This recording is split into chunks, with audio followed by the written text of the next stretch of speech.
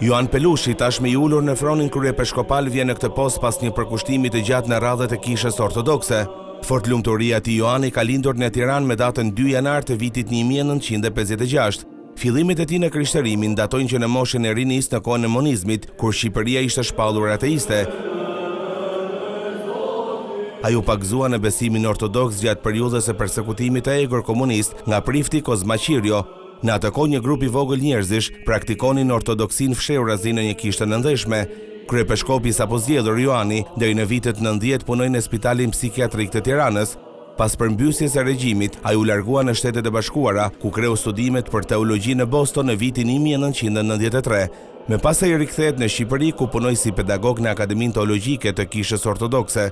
Me datën 27 shkurt të vitit 1994, u dorëzua diakon grada parë prifterore dhe një vit më pas ndoqi studimet e tjera në Boston.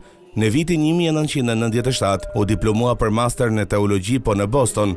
U kthye në Shqipëri, ku u caktua dekani i Akademisë Teologjike të Kishës Ortodokse Autoqefale të Shqipërisë, detyrë në të cilin qëndroi nga viti 1996 deri në vitin 1998, derisa u emërua mitropoliti Korçës, ku shërbeu deri më tani.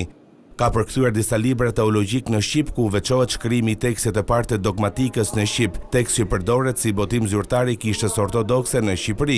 Roli i fortlumturisë të tij Joanit është vlerësuar jo vetëm në aspektin shoqëror, por edhe në atë humanitar, pasi ka hapur disa qendra për të varfërit. Ndër vite ai është nderuar me disa çmime si qytetar nderi në Korçë, doktor honoris causa nga Universiteti Fanoli, apo dhe nga Bashkia e Tiranës me certifikatën mirënjohjeje për promovimin e paqes dhe harmonisë fetare.